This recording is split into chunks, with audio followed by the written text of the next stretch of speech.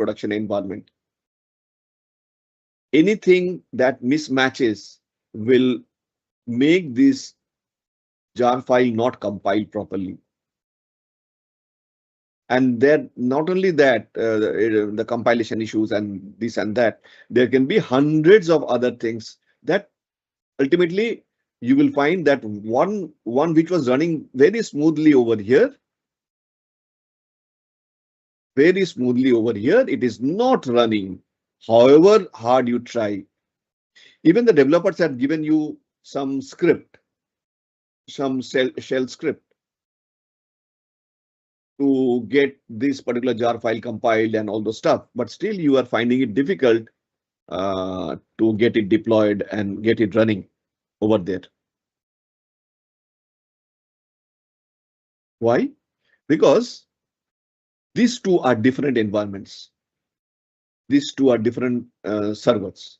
And it may happen that this was entirely dedicated, this environment was entirely dedicated for this particular program or for particular this project. But on a pre-production environment at that same time, if it is a big organization, there can be multiple projects and programs and applications from different projects running onto the pre-production environment.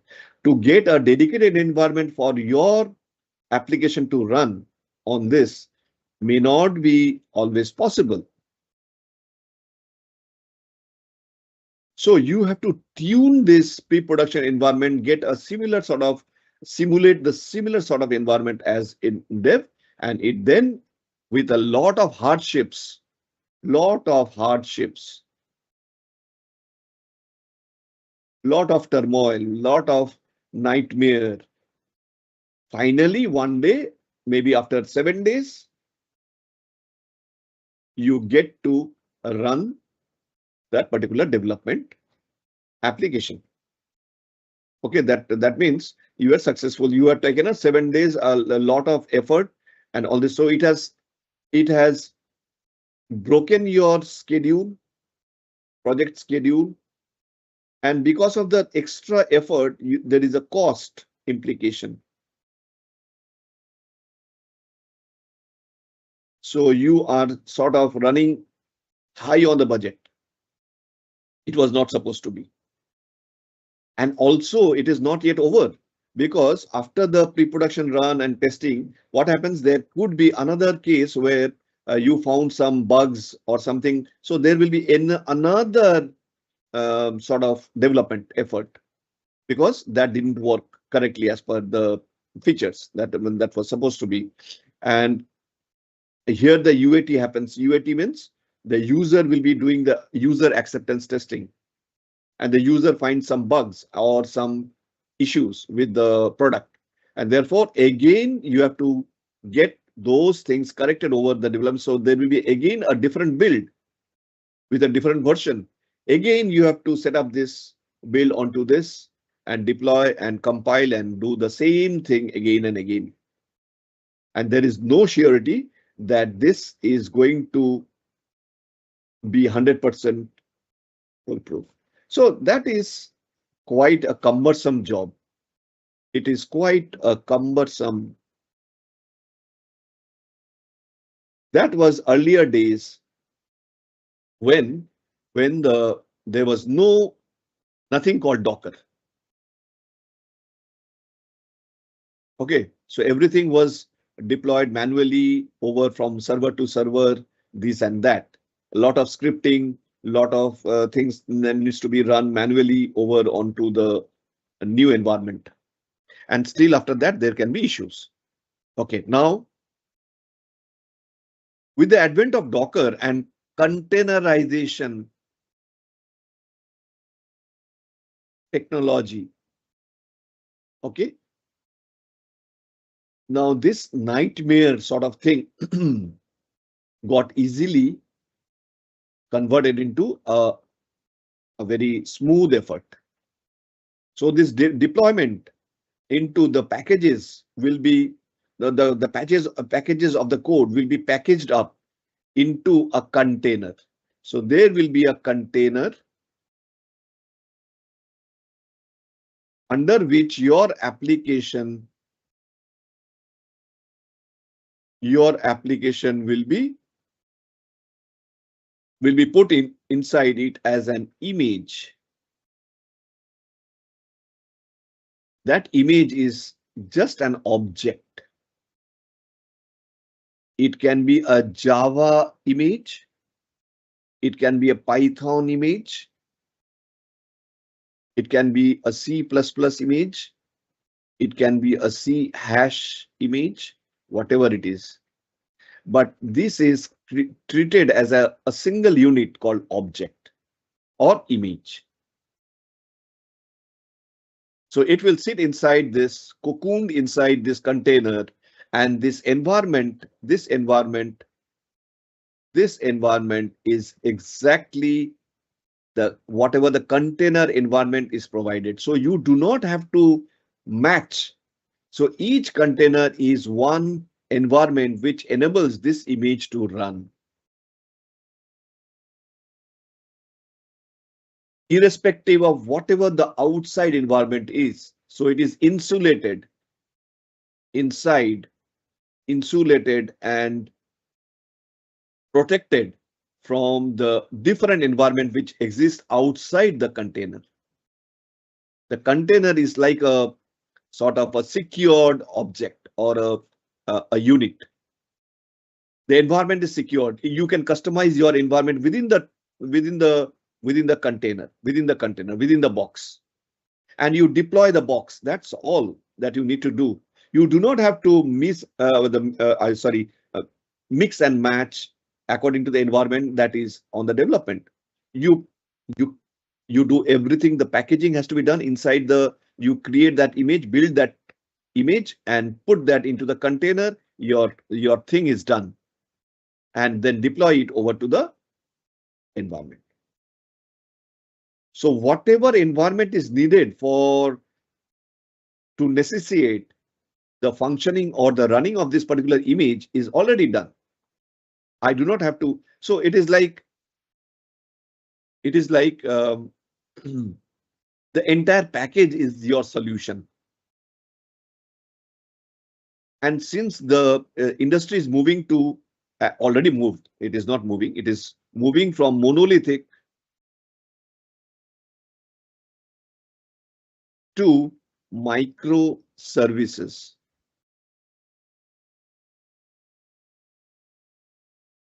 Monolithic to microservices, and therefore instead of deploying one big image, you can deploy several multiple smaller applications. These are called microservice. So if you see, this is one big application, but divided into smaller microservices. And this is possible because these microservices can either they can run independently, or they can talk to each other. This can talk to each other.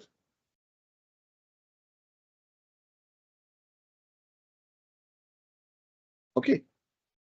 So many ways: one to one, one to many, many to one, and many to many. So there can be lots of types of conversation between the microservices. So as an application, one big application running, but they are independently running as microservices. So this may be one function, let's say login function. This is so product catalog.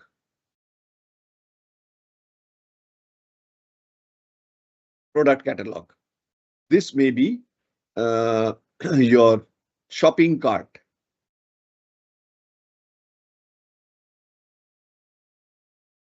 This function is shopping cart. This is a product catalog. This is a login feature with all the security, whatever the multi-factor authentication and all those stuff. And this one could be your payment gateway.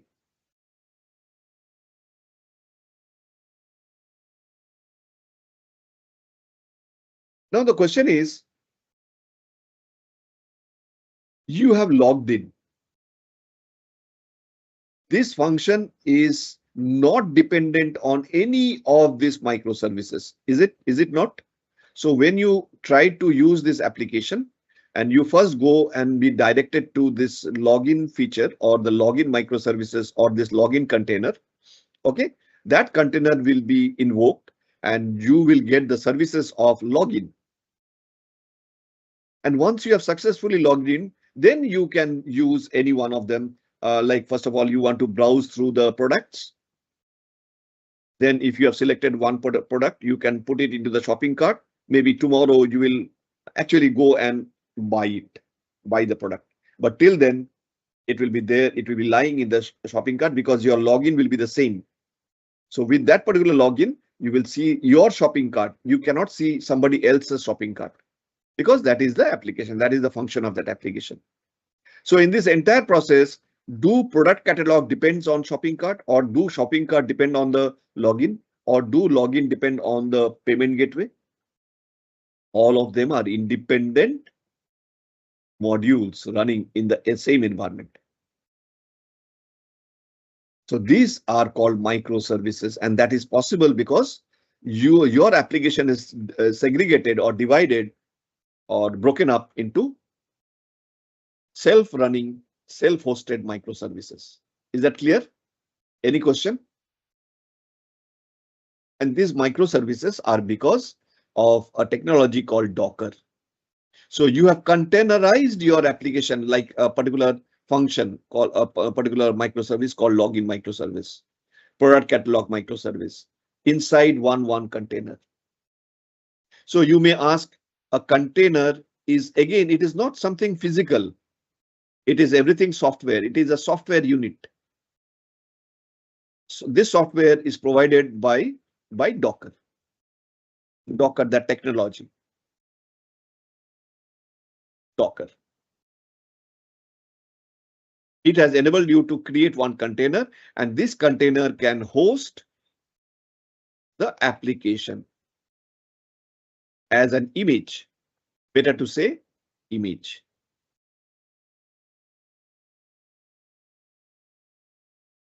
So that image is nothing but a packaged form of the application inside a container. So if you have successfully put that image into the container, your container is now runnable. You can run the container. And if you can run the container, that means you are running this application. Okay. Because a container cannot be an empty container. There is no concept of empty container. Either the container is with an image, one layer of image, or maybe multiple layers of the image, but it's one single image. Okay, because this image can have multiple layers. We will come to that.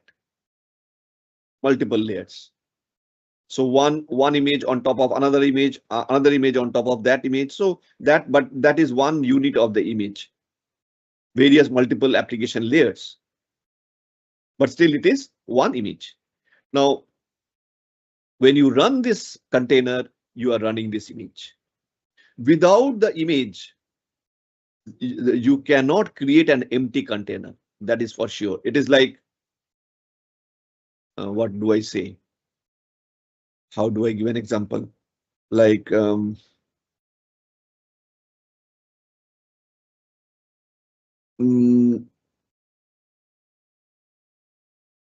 you cannot, so your body is not complete or cannot function without a brain, without a heart, without the lungs.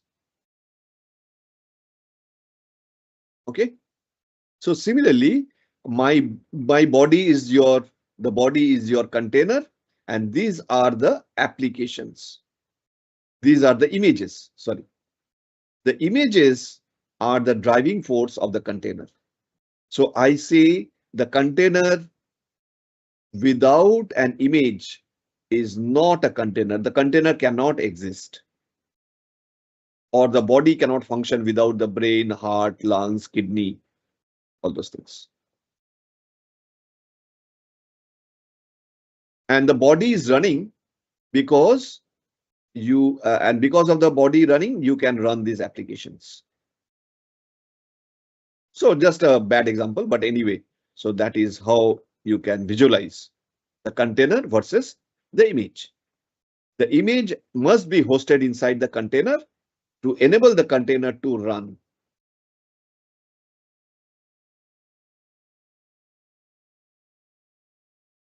To stop, to delete. Okay.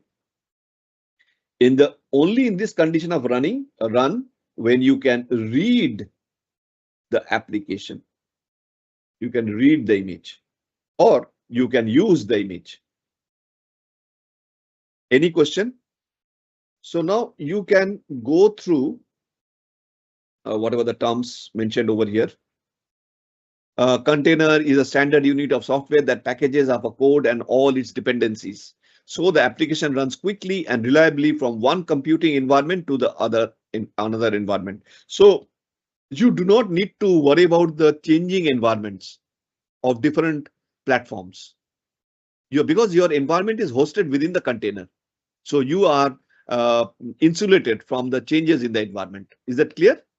That's why you do not have to do the application environment configuration again and again for a changing environment. That was the major headache for any application deployment earlier days.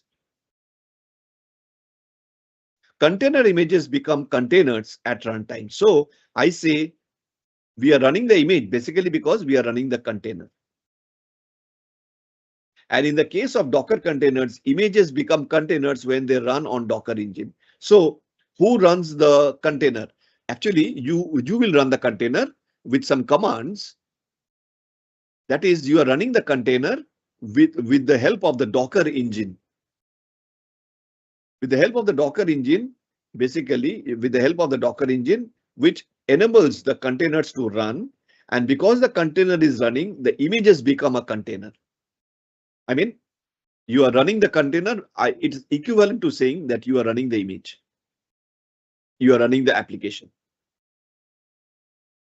So now it is available for these containers can be installed or made working on Linux environment, Windows environment. Not only that, I missed out one thing.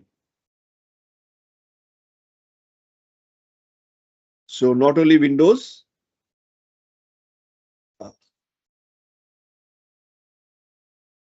as well as your Mac. This Docker runs on any operating system, whether it is Windows or Linux or Mac. Containerized software will always run the same regardless of the infrastructure. So you are insulated from the environment. Whatever environment, doesn't matter. Whatever the infrastructure, whatever the platform may be, it is insulated from them. That is the biggest advantage. You do not have to recreate the environment again and again because you are changing the platform, because the entire environment is hosted inside the container. Any questions till now?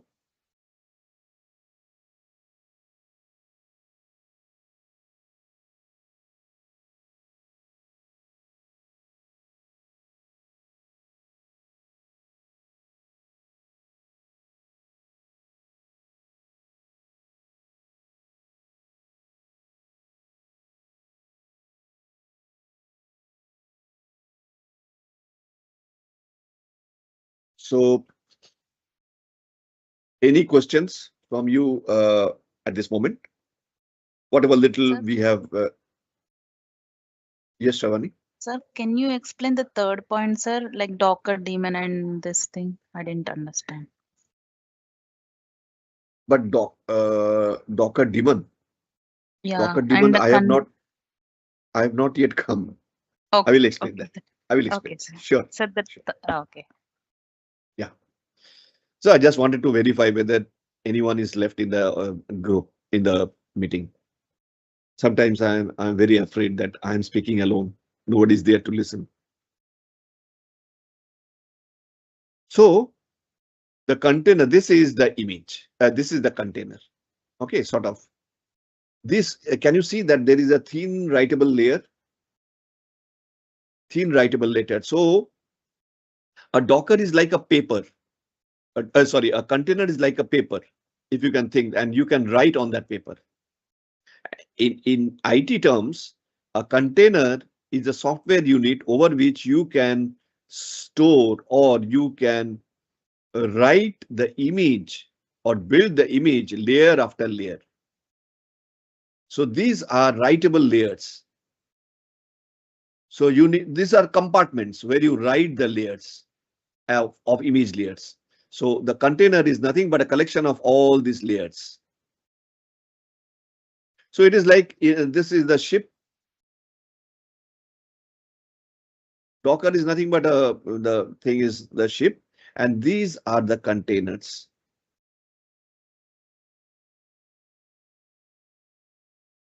Okay. So large metal containers that you see on the ship, the cargo ship, carrying the containers. But once the ship starts with the containers, do you assume that there will be any single empty container? No. That is the physical part of it. That is the logical conclusion. That the containers, if you want to ship it from one port to the other port, you must be not wasting the containers by carrying empty of them. So you are not wasting the space in the cargo ship. You will have to load them with the entire uh, items. The items inside, let's say this is um, cement. This is stone chips. This is medicines. This container is containing full load of medicines. Okay, and this is maybe rice or wheat, whatever it is. So every container will be having something loaded.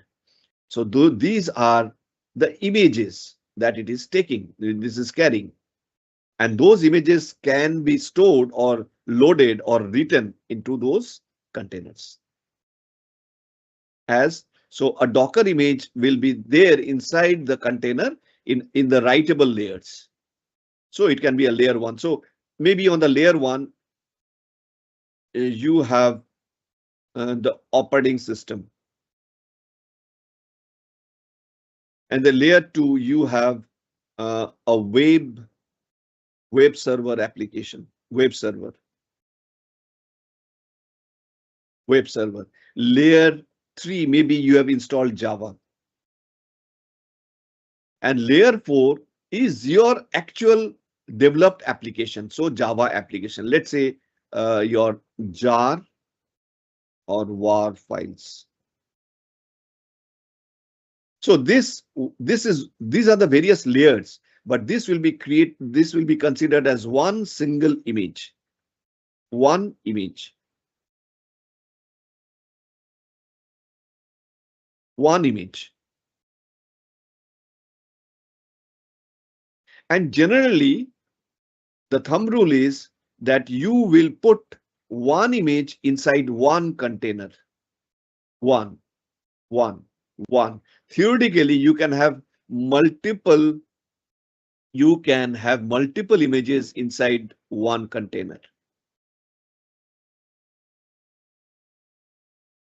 Okay, so here you have two images, here you have three images, here you have four images. That is theoretically possible, but the thumb rule says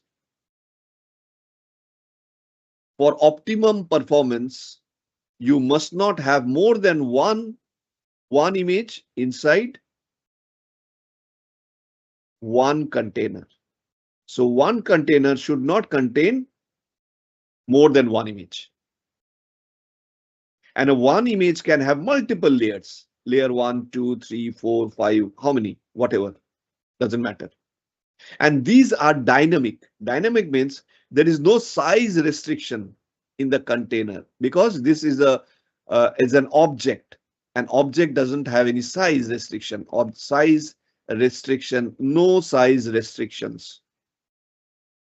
So you can have an image. So it will take, it is like the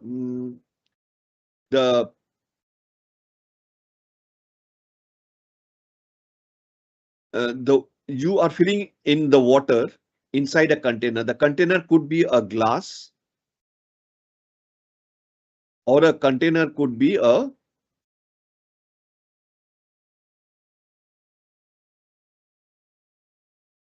bucket. Okay. So in this, your image will be restricted by this. You can fill up the entire glass or you may half fill it. Depends on the size of the container. But you say that, okay, Devashish, I would like to put this image which was held into this bucket into this glass. Will it be possible? My question was a bit different. I'm saying that let's say I have a image application contained into this big size. Say this is 1 GB application and this is a 1 MB microservice or 40 MB. Now I say that I want to transfer this application from this container to this container. This is container 1. This is container 2. Now the question is whether this 1 GB application fit into this container of which has accommodated 40 MB. Apparently this seems to be less space than this bucket. But can I transfer this application from this bucket from this container to the other container? Will there be a constraint, a size constraint? Yes, definitely. So can I or can I not? You can. Yes, I can. That is the beauty. The application size determines the size of the container. And so the application can grow in future. So the container will also grow dynamically. There is not that this is only restricted to 40 MB. There is no size restriction. And this is also not restricted to 1 GB. It can go to 1 terabyte or it can get reduced to 50 MB. It is dynamic in size. Depends on the size of the application or the image. That is the beauty of this. It can grow, expand or contract depending on the size of the image. So is that part clear? A bit of thing, not all. So I will, by the thumb rule, I will say that I will always put only one image inside one container. That is for the optimum performance.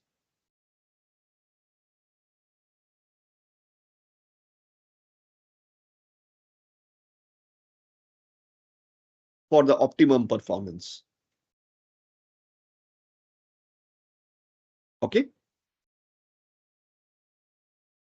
But there is theoretically, it is possible to put in multiple images within one container because as I told you, the container is not restricted by the size. It can expand.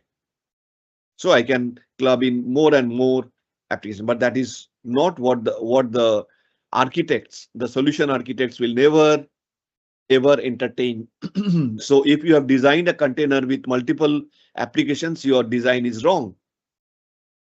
They will ask you to make it simpler. You must not do that. Anyway, now coming to any question till this point?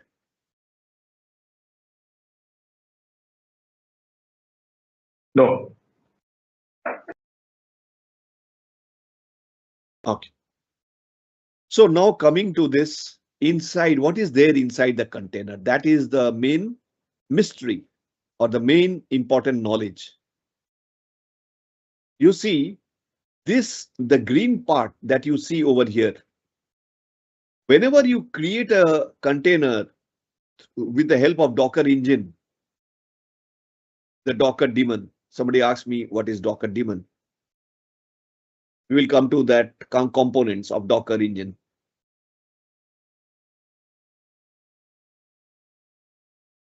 Daemon is like a background process or background job that is running inside Docker. So a Docker engine will have a Docker daemon. So now that Docker daemon, with the help of the Docker engine, I have created a container. This is the container.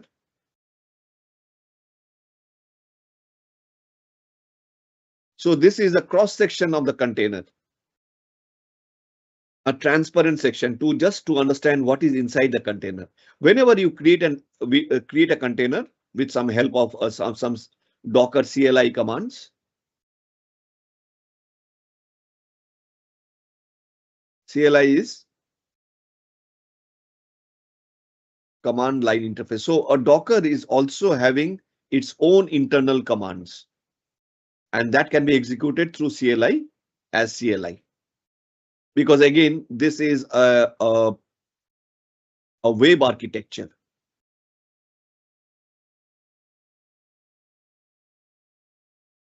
Sorry. Web architecture. So it is like there is API calls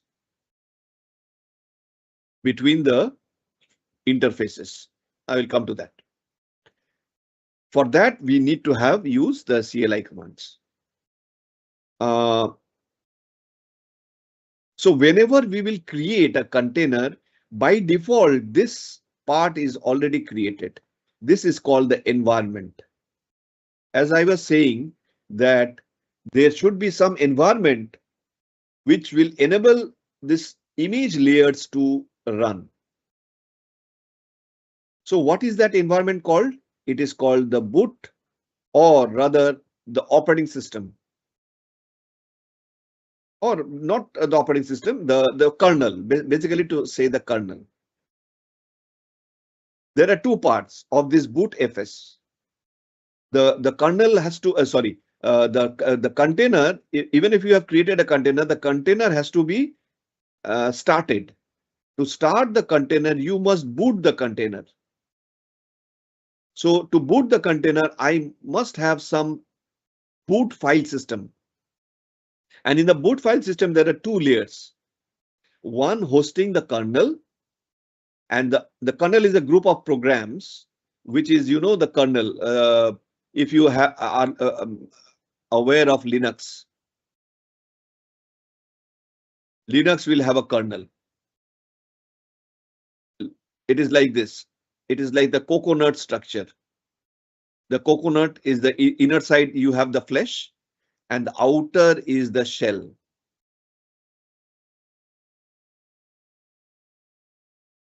So this is the shell,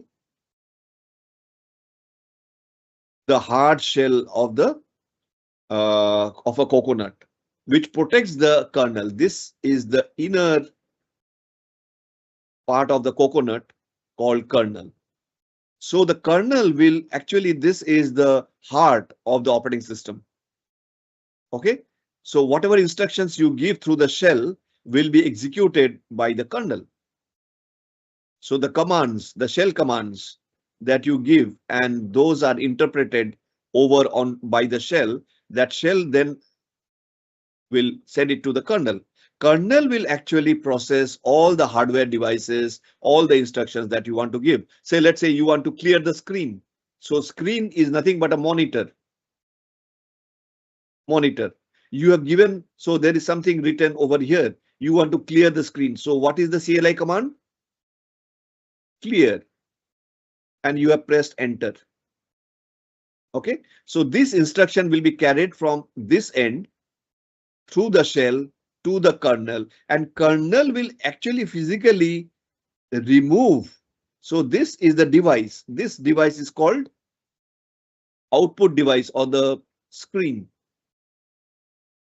So dev output device. So it is called std out in terms of Linux. In terms of Linux, this is called std out. This is a device. So kernel knows that I have to clear up all the contents of this standard output device. So then you will see that all these things are erased from the screen. Erased from the screen. This how it works. So I will say kernel is the inner core of the operating system of this environment of the container. And so this I will say the shell. So whatever the application layer will send the instructions will be interpreted over onto the shell, and the shell will then send those instructions to the kernel to get the final things done for this application. This is an application, right? These are the layers of this application, of this image. So I will say this is, so what is, these are the components of the shell: C groups, namespace, device mapper. So what does the C group do? C group manages resources. So whatever resources will be there to be managed, who will manage? Through the kernel, the C group manages all the resources, whether the resource is a printer or a product catalog or whatever resources are there in that application will be handled by the C group through the application instructions coming to the shell. What about namespaces? Namespaces actually will segregate the layers to secure, to isolate the layers and secure them. So the layers of your various application of the image is segregated out with the help of the namespace. So it is like the user space, system space. Okay, so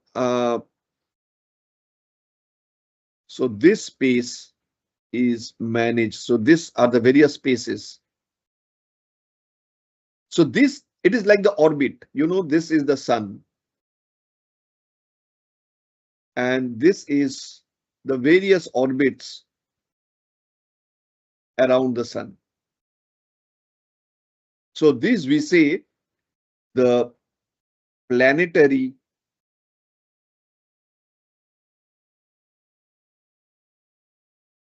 system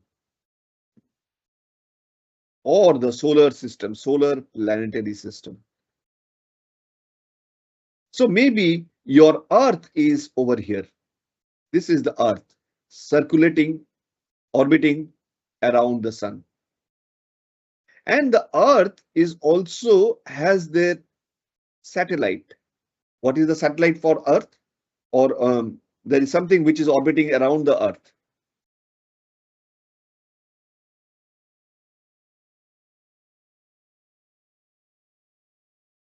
So this is the moon, right? So sometimes the moon comes in between the sun and the Earth, so there will be a solar eclipse, a lunar eclipse, all those things, whatever it is. I am not going to that details, but let's say these orbits are the various. So one orbit does not crush into the or fall onto the other. Otherwise, the entire planetary objects are not possible to maintain their balance. They are all revolving around the sun. But no object is like the moon is not crushing over the earth. Earth is not crushing over the sun, or the sun is not crushing over the moon, because they are hold into their orbits. And this is the namespace which keeps the spaces in their particular orbits space. So this image is Apache. Apache is one application. So it is a web server. This image is restricted into this particular space by the namespace. And then the device mapper. So with the help of C groups and device mapper, you know, the kernel knows which device has to be managed by which C group. C groups play a role in containerization solutions like Docker and Kubernetes. So how do we containerize? C groups play a major role because it manages the resources, where they control container resource allocation and ensure isolation from the host and other containers. Any question? How they are maintained in their own spaces and how the resources are getting managed and who ultimately does all the execution of the processes is all inbuilt within the container. This is the part where you will install all your, or better, you will build the image over onto this container. These are the various layers: layer 1, layer 2, layer 3. So this is one layer, one layer, one layer. So you can write n number of application layers, but it's considered as one image. I can keep on adding on top of it, top of it, top of it. So I can add another image on top of Apache, and that image is a Java compiler. On top of it, I can add another image layer, and that is the Java application that is developed by our development team. So this is the operating system, Ubuntu. This is Emacs. There is one particular application. On top of it, Apache is installed. On top of it, Java is installed. On top of it, Java application. But the entire thing is one big image. There's only one image. Okay. Any question?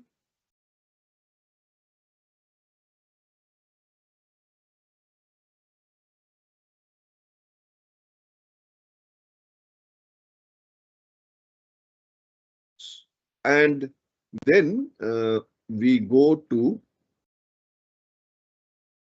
so the Docker image versus Docker container. So these are the containers. Container 1, container 2, container 3, and the same Docker image. Say, let's say this is the Java Docker image, Java image. Okay. And you can put that same image into separate containers.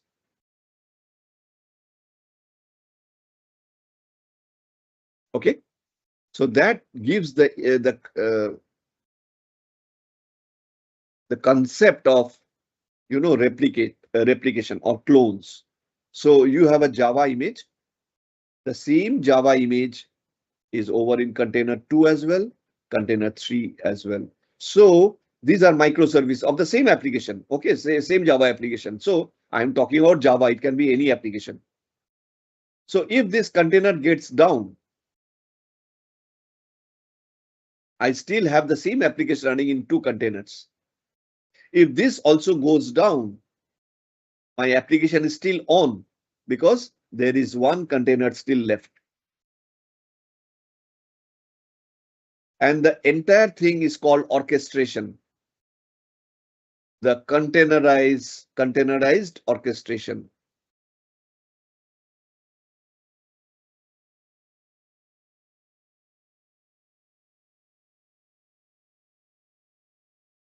So when we learn Kubernetes, you will see how in the same cluster, how whenever one container gets down, how it can through a orchestration mechanism, it can make the container up again. So in fact, at any point of time, you will see all the three containers up and running. That is the mechanism. All the three containers are up and running. However, whatever happens, even if the container gets down, I have a mechanism to use Kubernetes to make that the down container making it up immediately. I can make it up immediately with the technology called Kubernetes. That is the combination of Docker and Kubernetes will give you a fantastic framework of orchestration. But to know Kubernetes, I must know Docker.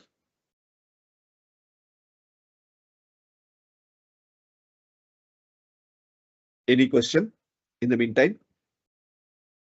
Okay, I have a question. So the question was, I can have the same image ported in or uploaded into any or multiple containers. Can I ask a question? Hello? Can I ask a question? Yeah, your voice is a bit low. Can you speak a bit louder? Okay. Hold on. How about now? Yeah, please go ahead.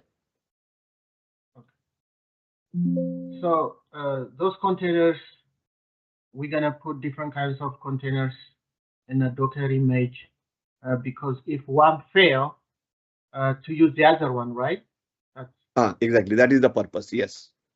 So each container has the same data resources inside. Yes. Okay. Okay. So the purpose, generally the developers or the architecture or architect will design such an architect that to make the redundancy or so when this particular,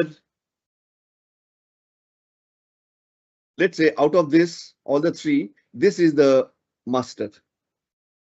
So all the users are directed to this thing.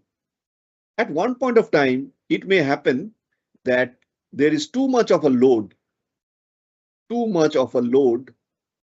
be handled by this single container, because all these containers are having the same application. So what will happen at one point of time when the threshold, there is so much of mechanism that when it will see that the threshold has been reached, let's say 80% capacity has been already reached. So it will now direct the traffic to another one.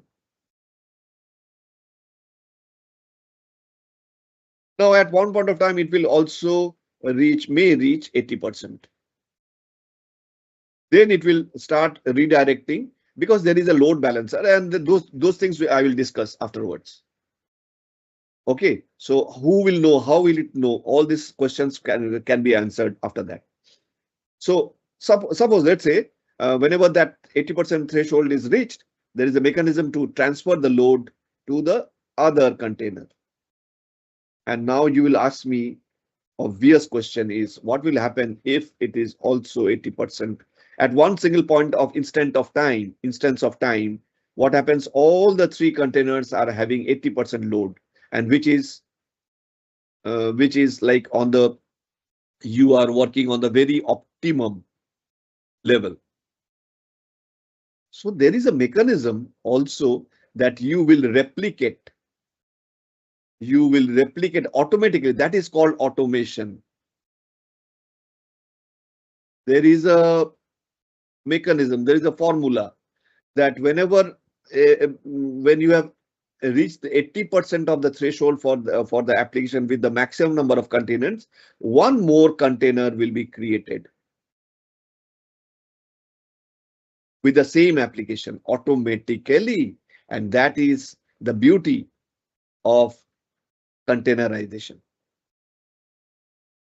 It is so simple and not simple. I mean, internal technology is quite complex, but for us to use it as an end user, the things are very simple for us to know that, okay, I don't need to worry because I have given the auto scaling feature for this orchestration. So this application will be scaled into another container with the same amount of memory and all those uh, parameters. So this application will be ported inside container number 3.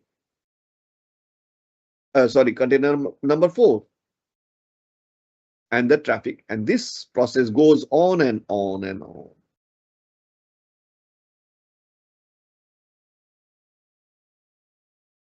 Sir, That is the beauty. Yeah. Sir, I have another doubt, sir. Docker images and container images are both are same, sir. Docker image is your application which has been developed by the developers. Okay. I have to build an image out of the source code. Okay. Let's say Java source codes, .java files. There are lots of things. So I will have to convert them compile them into a jar file or a war file. And then this jar file will be this jar file is entire accumulation of all the libraries and all the source code of the Java files. Then there can be hundreds of files. But I am convenient. It is convenient for me to handle only one file, and that is jar file.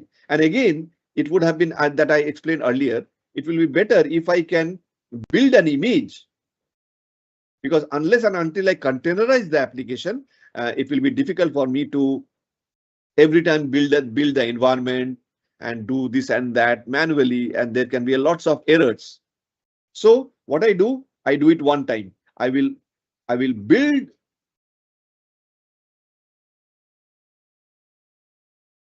an image. So there is a Docker build. These are with the Docker commands that I will make a Docker image out of the jar file. I'm giving an example of Java. It can be any application. So I will build that Java jar into a Docker image. You are using the AMI. What is an AMI?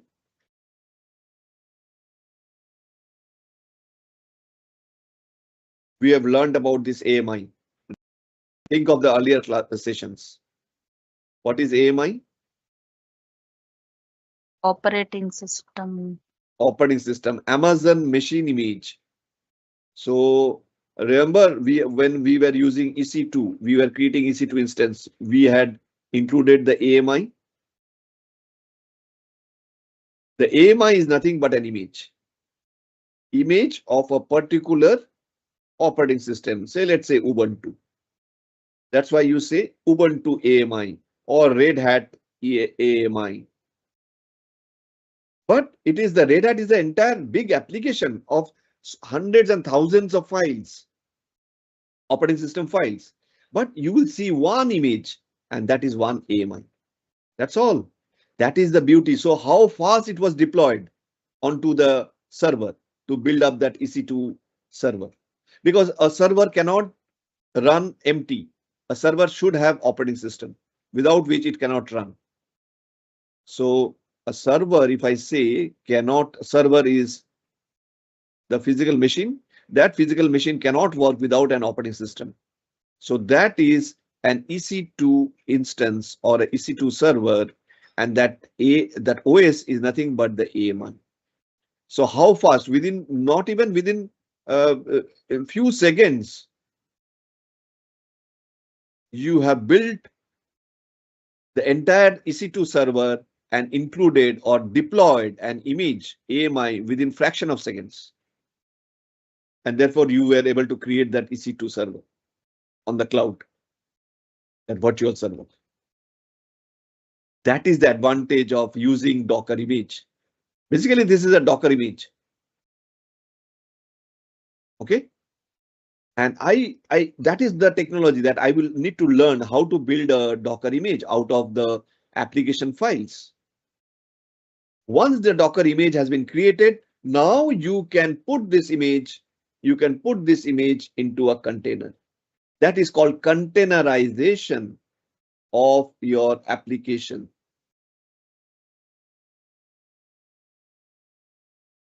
Did I answer your question? Then what is a container image, sir? Like Docker image and container images are same, sir. Same. Okay. So container image, I say that same image which when is containerized or put inside the container is the container image. Yeah, This now is got the it. actual application. This is the application image. You have packaged it as an image, and then you are putting it inside the container. That's all. It does not need an extra environment to get it run. Okay. Because your environment this is the environment. The green part is your environment. It is once you create the container, the environment is automatically created for you, which has the bootfs, which has the two layers of C groups, namespace, device mapper, and the kernel. And the rest of this images, that is your application that you have built. You put these are layers of image. So this is, let's say,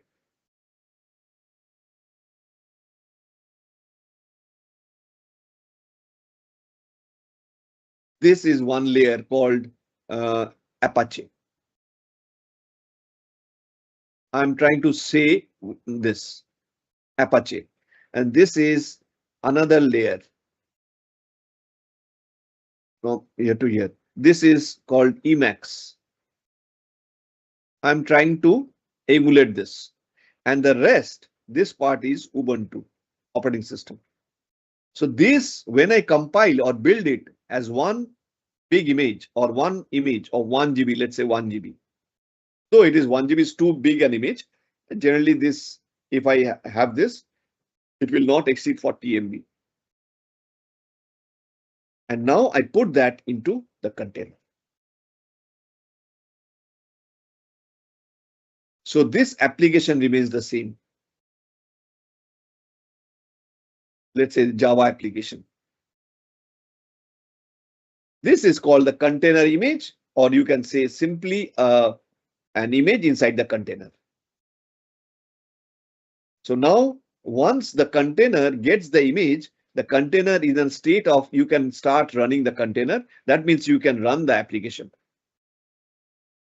So the application, when the container is made up and running, that means you can now access the application which is running inside the container. That is what we can show. I will demonstrate that in the next session. How to do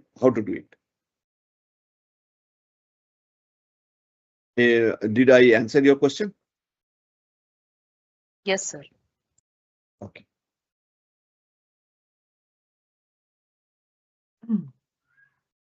So is that the Docker image? Are you hearing me? Docker image? Yeah, this Docker image is used as operating system for the server, right? We're not gonna install anything on the server.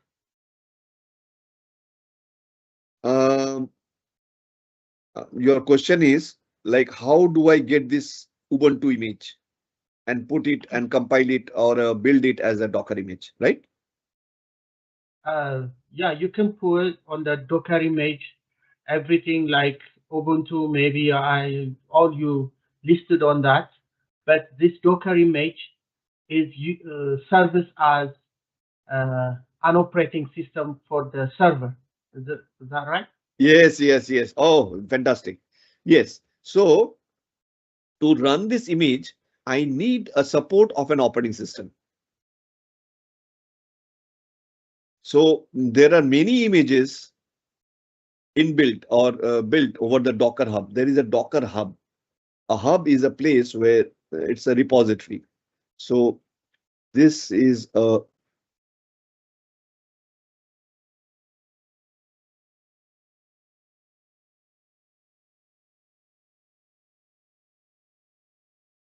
this is a Docker Hub.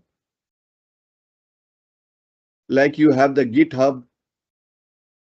There are so many hubs. So the hub is a place huge repository. These are all hosting your Docker images. You can build an image and put let's say you have built this image, and then you will put this image into the Docker Hub to store it.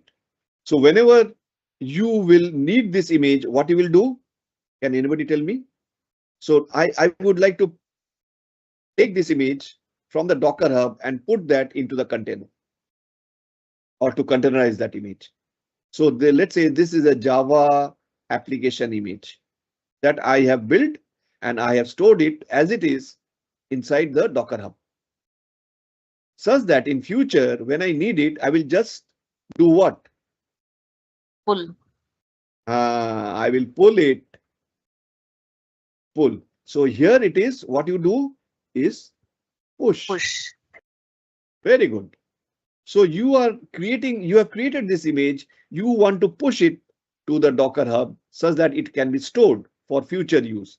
When you want to use it, you pull it and put it inside the container. It is as simple as that. And you say that, okay, Debashish, I do not know.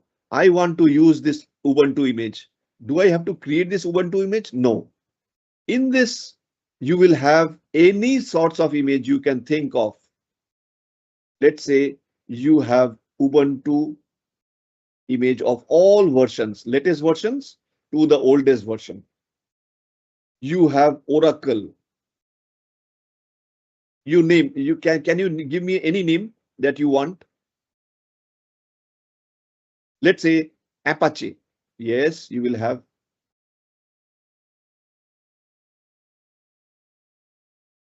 Any other software that you are interested? Python. Sorry? Python. Python. Very good. Yes, you will get. You want Mac OS as well, operating system of Mac. Yes. You want Windows. Yes. You want Red Hat Linux. Yes. You want Ubuntu. Yes. Ubuntu is there. Whatever you think of, MySQL server, MySQL, that database. Yes, you want SQL server, Microsoft SQL server. Yes, you will get.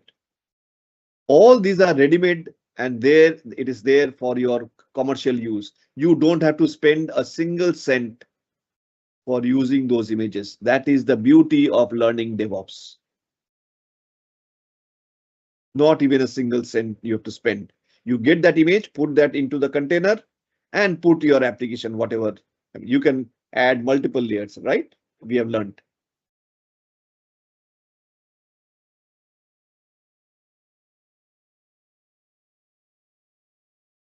Did I answer your question?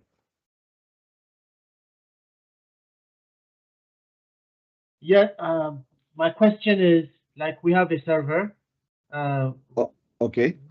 Which operating system triggers to push to the Docker when we start from the initial? What kind, Okay. like you said, AMI is an Amazon management image, right? So is that Yes. different? Is that different from the Docker image, or that's the same? Like, no, that is also a Docker image. That is also a Docker image. Oh. But what you are coming at is the thing that I am going to discuss in the next slides. You are getting confused a bit. So you are saying that the Ubuntu is a operating system, right? Yes. So this Ubuntu is a miniature, a lightweight. It is not the full version of Ubuntu. Miniature or a lightweight. This is minimum of the operating system, because without an operating system, you cannot run your application. Yes. And this is not the place where it is having the kernel, but does not have the actual operating system. So I decided that I will have a small version of or a minimum version of your operating system, such that my application gets the support of the OS. Because without an OS, you cannot interact with the kernel, right? This kernel I have not installed. This is when you create the container, you will have that kernel automatically. Now, this I have taken from the Docker Hub and put it inside the OS, just for my application to get the minimal support. But when you are talking of the server, see, this is the server. This is the EC2 server, let's say, on Amazon AWS. This will definitely have the base OS or the AMI, without which this server, that physical server, whichever region it is, it will not work. But this server, I have these containers built. And each of these containers maybe or may not be, have a small OS to support the application which is running inside. So this is an application running inside this container, various application, maybe Python, maybe Java, maybe C++, maybe anything, C hash, everything, or the .NET. So there will be small operating system. It can be Windows, it can be Mac, it can be Linux, it can be Ubuntu, it can be Red Hat, it can be SUSE. It depends on what application you are running over here. And sometimes you do not have any container with any image of operating system. That's fine. Then the operating system support will be taken from this AMI. I will come to that slide. I know it is not as simple as what I'm saying, but let's understand. Try to follow the next slides. Sir, Yeah. like if I'm using Windows machine, so Okay. will it accept like Linux Docker images also? Like the image has like Ubuntu image operating So that's a system. very good question. Very good question. So you have your laptop. So laptop is also one machine. Okay. Your laptop is Windows. The operating system is Windows. With this operating system, Windows 11, let's say. With this operating system, your laptop runs. Now you have installed Docker. So Docker on Windows. So Docker is the engine.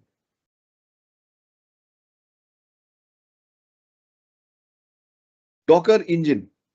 And with the help of Docker engine, you were able to install or build containers. Lots of containers. So one of the container is having Red Hat Linux as small image inside the container. So this container application runs on Linux or Red Hat Linux. This container application, maybe this is a Java application. This is a web server, Java web application, which is running on Ubuntu. But after all, you say that my laptop is Windows 11.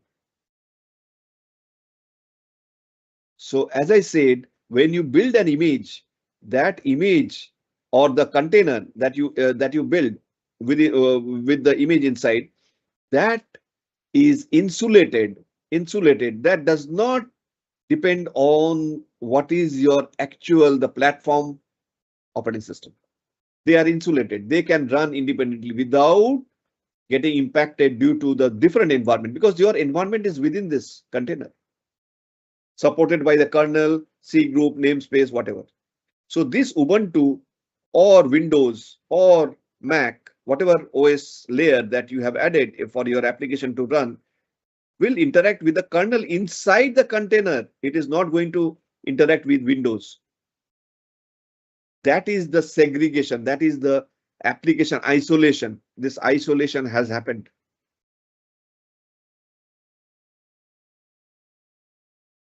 Very important terminology, isolate. Did I answer your question? Yes, sir, got it.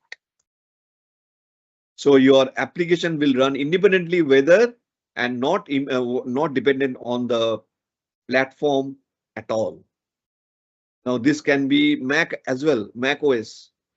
Doesn't matter. You can deploy the same container on Mac. So you have another laptop where you are running Mac. But you do not have to build, because your image and everything is there in the Docker Hub. So you just have to build the container, pull the image and put it inside the container. But that image was having Linux, Ubuntu. So this will not be impacted because you are running on a platform, Mac OS. It will still run because it is platform independent.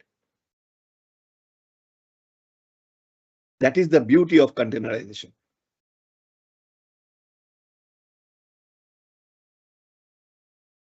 That's why nowadays you have containerization. So I will not go into details of virtualization and containerization. Virtualization was a thing that happened 20 years back, not 20 years, maybe 15 years back, when Docker was not there, or when the technology of containerization was not there. Can anybody just go through this diagram picture and tell me what is the difference, major difference between this virtualization and this containerization? What is here which is not over here?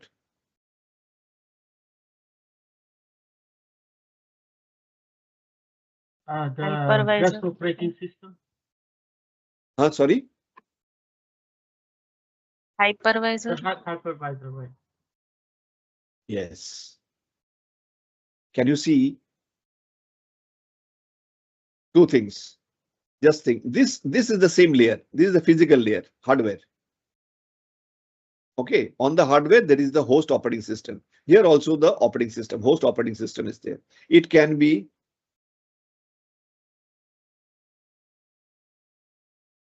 again, this, let's say this is Ubuntu, or let's say Red Hat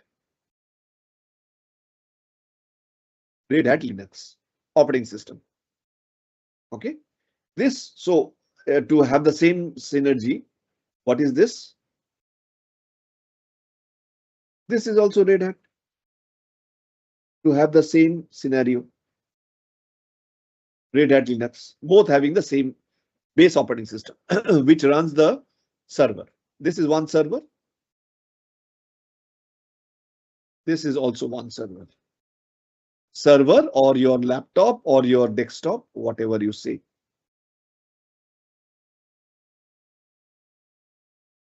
Okay. Now, here I have a hypervisor. This can come from Microsoft or from Oracle or from anywhere. So there is one hypervisor software available. So I installed on top of this operating system a hypervisor. And here I do not install hypervisor. I will install Docker. Some it can be Rocket, or it can be Mesos. But these are out of market almost.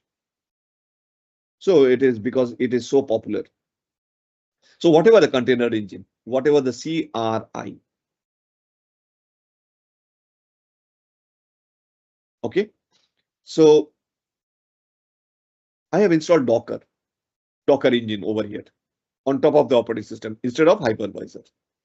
And can you see what is the layer missing over here if you compare?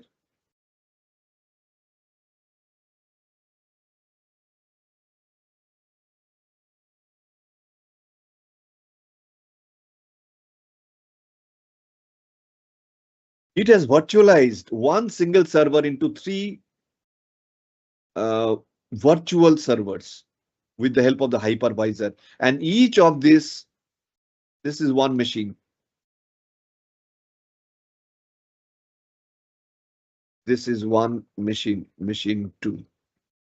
So this has been partitioned. One machine has been partitioned into three machines with the help of hypervisor.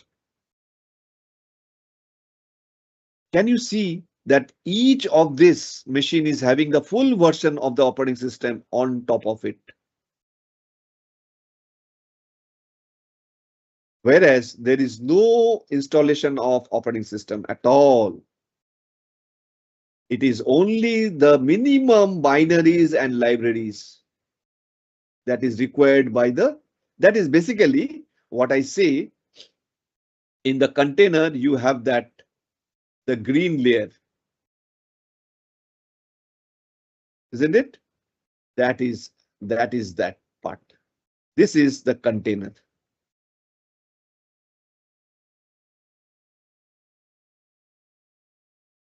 This is container 2. This is container 3. So what does the container have? The container is having an application. Application 1, application 2. So this is one image inside the container. Can you believe that this is the entire, you have to install the entire operating system. It may be, yes, it may be Windows. This may be Linux. This may be Mac. They can differ, but you have to have the full version of the Mac. You have to have the full version of the Linux, and you have the full version of the Windows. Are you seeing those? So your application, this application is quite heavy because it has to take the burden of whether you use the entire operating system or only 3% of the operating system. You have to have the entire big operating system. So it becomes quite heavy. Whereas this becomes too light. If suppose this application is 1 GB, this is maybe 30 MB. This is 3 GB because it has. So maybe the application is only maybe 100 MB. The application size is 100 MB, but with the OS, it becomes 3 GB. This with the OS, it becomes, so it was 20 MB application, but with the OS, it becomes 1 GB. So that way it becomes too heavy. Whereas this one is 20 MB, maybe this one is 40 MB, this one is 100 MB. But this becomes lightweight containers. Lightweight containers. And it is very easy. So when you try to deploy this heavy application from one server to the other server, it takes a lot of technology.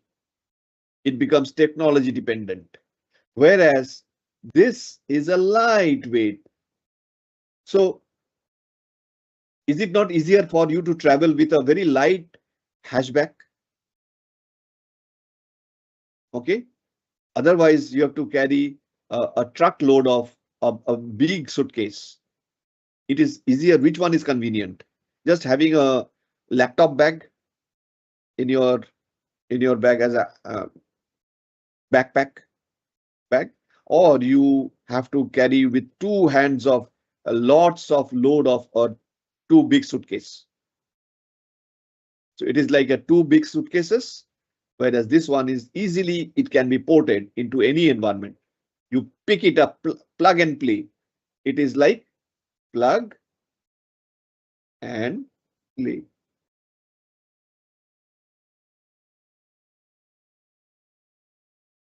That is the big advantage.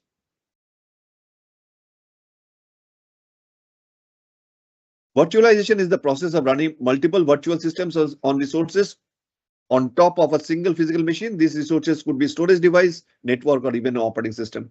Whereas an application containerization is an OS level virtualization. So you have virtualized, you have taken out the operating system. So if in one word you have to say, it is called application is a OS level virtualization is containerization. That means you have virtualized, you have taken out OS. No need for any OS to be installed separately. Only a light version of OS is more than enough. Having the minimum of binaries and libraries. That's all. Any question? That is the beauty of containerization.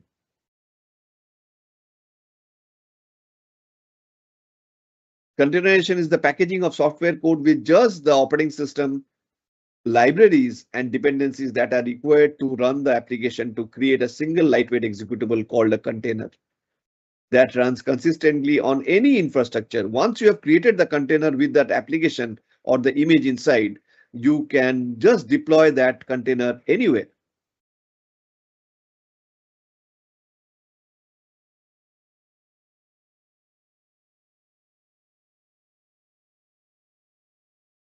So because application is revolutionized, you will see that the application is only having binaries. So it was in the operating, which for the virtual machines, you see the structure is so big. Whereas the containers hosted over any operating or any infrastructure becomes lightweight. So it is only this portion. This is one container. That is the big advantage. Okay, these are big applications because it has to, you cannot avoid the OS. You have to get the support of the full version of the OS, not simple. Here you can you see you have virtualized the OS.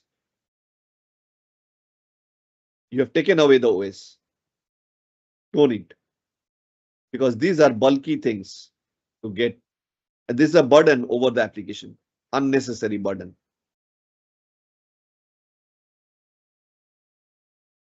So you see, Docker images, couple of MB, whereas virtual images can go scale up to a couple of GBs. Containers can take seconds to start, whereas virtual machines take minutes to start. It is slow. It has to make up so many things. And this is not right. I have to change this. Compatible with only Linux? No, it is compatible with any operating system, whether it is Linux or Windows or Mac. So VM is compatible with all OS. It is exactly the same with Docker as well. Earlier days, it was only compatible with Linux. So can you see the Docker container 1, Docker container 2, container 3? If the application is A, B, C, it is like you are having this application Java with Apache Tomcat, Microsoft SQL Server with the Microsoft .NET application, Python application with MySQL database, SQL Server database. And here you have a Java web application without any database. So this is one. Can you now visualize what's happening? This is your container.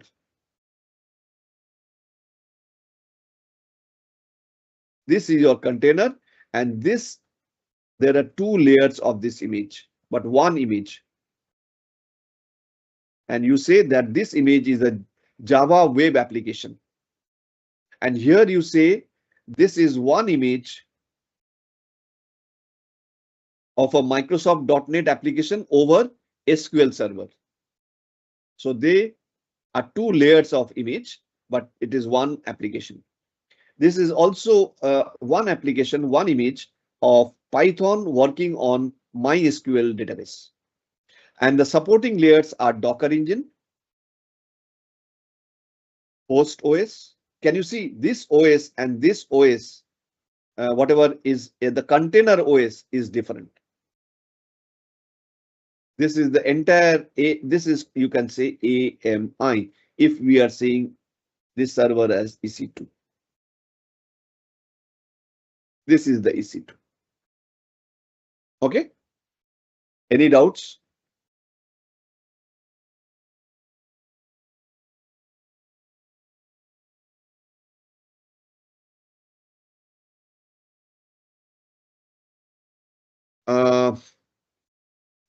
It is very, very, it is very, very simple to understand that before containerization, the deployment was very, very hard.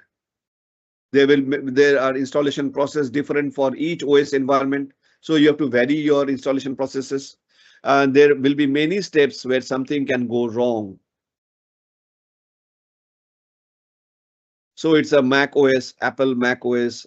It can be an Ubuntu Red Hat or Linux. This is the Linux logo. So you have to install the same software again and again because your platform changes. Therefore, your environment will change. That was before the containers came into the market. After the containers came into the market, the deployment process got very, very simple. So your developers develop some product and you simply deploy it to your operations team, which is in charge of your server. And just you have to give the artifact and instructions handed over to the operations team. Just few lines of code. And they themselves, they do not need the development team to sit beside them and get the thing deployed. They just you can say that they will be one script developed by them, some shell script, one shell script, which will have some commands of Docker commands, Docker CLI commands, one or two lines, and your entire application, because it is already containerized, you can deploy it from the development environment to the pre-production environment or whatever, the container, because that container has the inbuilt environment. So it will you will have the artifact from the development team, and there will be instructions on that artifact. So the operations team will execute those commands. That's all on that server. That's all.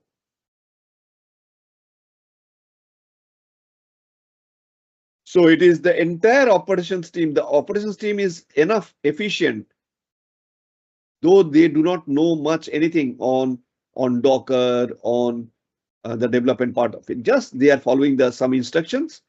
They will install and configure the apps according to the instruction. One or two lines.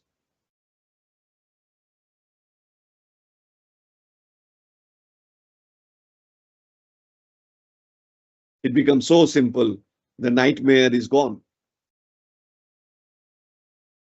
I have explained it the same thing. So no configurations needed on the server. That is the biggest headache that they used to have, the operating system guys. Operations guys.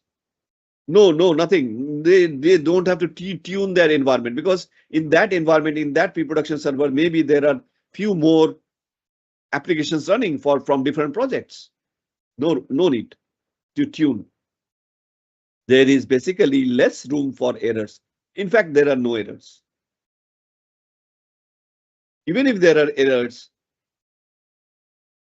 all things can be handled easily, because they will just give that error to the development team, and the development team will again give some textual configuration file to them to change the artifact. And they will again rerun the things. Is that clear? So problems were uncountable before the containerization. Well, try the VM that I'm working in. So developer is saying to the operations guy, they do not know what is VM, how their environment, they have to tweak their environment. Nothing is known to them. And then saying that see, that could break another code on the testing production server because they are much more concerned. They don't want to disturb the one which is running perfectly well in the pre-production or production environment. Why should they take that risk? So they are very much, resistant to any changes. They means operations team. So here is the container I have wrapped my code in. Now, after the containerization, what they did, just to avoid so many complaints that things are not running this and that, or it has impacted the running of the other programs or codes that were running previously, which were running fine. But after you have deployed your code, we are facing problems. So what the developer did, simply because the developer knows how to package it within a container. So here is the container I have rubbed my code in. Wow. It was earlier, it was, let's say, 2 GB of files getting deployed. Now it is hardly 30 MB. Awesome. Your code works just fine. With containers, all the environment issues, this is the most important thing, because this environment is something which you cannot have any control. It is not, however good you are in your knowledge, this environment is such a thing that it can go wrong anytime. To configure them correctly is a nightmare. I'm saying because I had worked in these environments for long.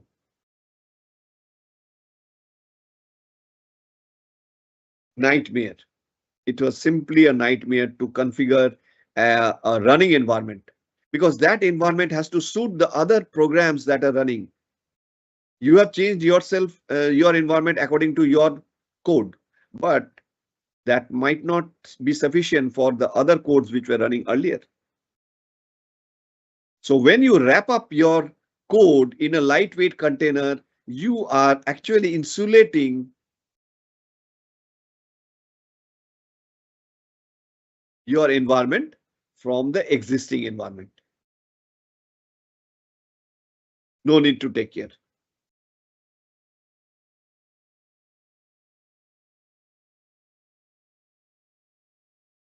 So as I told you, applications are changing very, very fast. Earlier it was monolithic.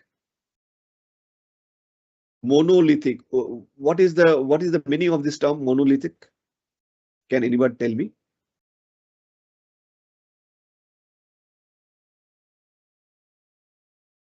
Mono means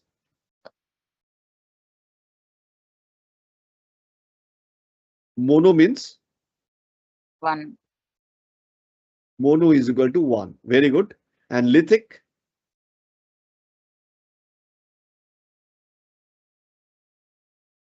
Lithic is a Greek word called layer.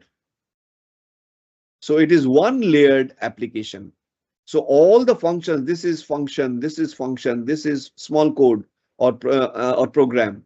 This is a program. So these are various functions. All these are building up one big application, but they are all one single layer. So if you have to rectify this, something has gone wrong over here, you have to make the entire application done, rectify this, correct this, then build the entire application again, test the entire application again, then only you will start running it. A small change over here, entire application is affected. Whereas these are microservices, independently running microservices. So each one of them are functions, but they have been segregated out. That is the latest technology. You build your application around microservices. They are loosely coupled. That means they are not tightly bound to each other. So if something happens to this, you just take it out, do the work,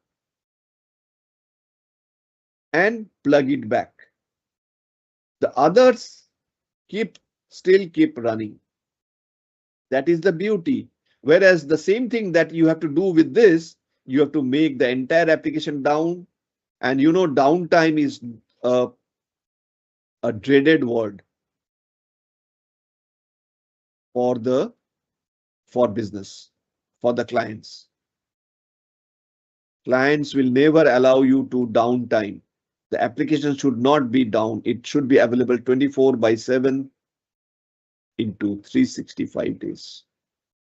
You cannot make your application down, but that is hardly a reality when it was a single layered.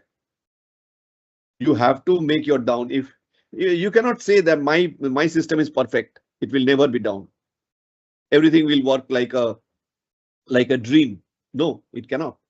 No system is perfect in this world. Nothing is perfect. I am not perfect. You are not perfect. No one is perfect. Mr. Trump is also not perfect. So the thing is, since we cannot achieve 100% perfection, we assume that there will be some issues. And if there are issues, I have to go for downtime if I build my application over as a monolithic. I cannot afford that. So what I do, I change my application into microservices. And if I have to do that, then I have to go into containerization.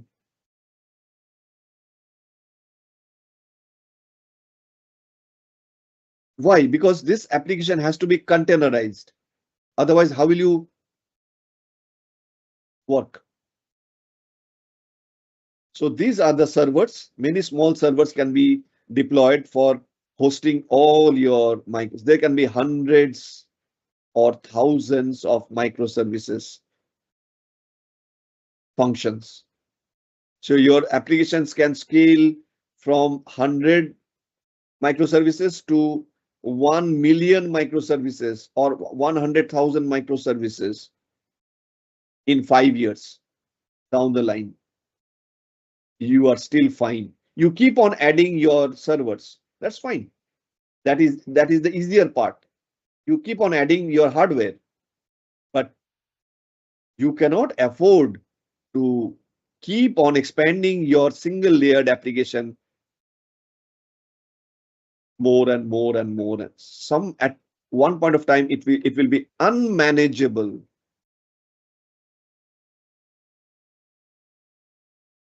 But this one, microservices, never becomes unmanageable because there is orchestration. There will be, because you have done the containerization, so there will be lots of technology like Kubernetes.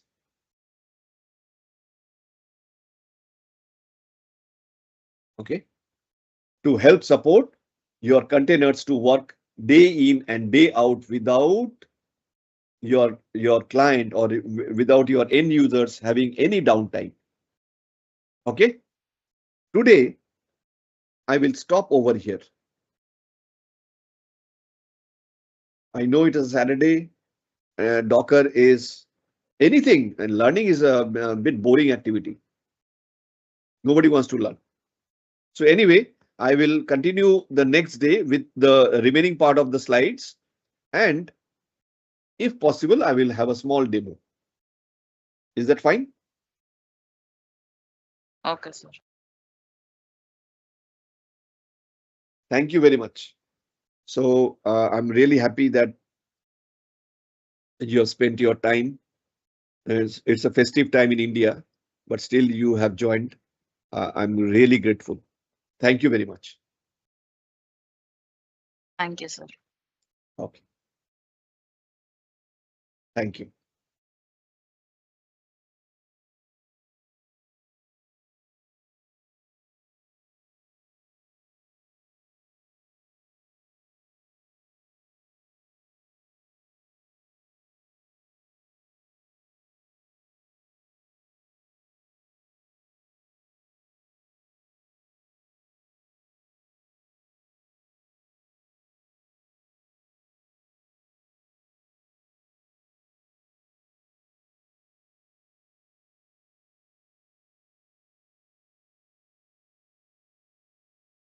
So good night or good morning.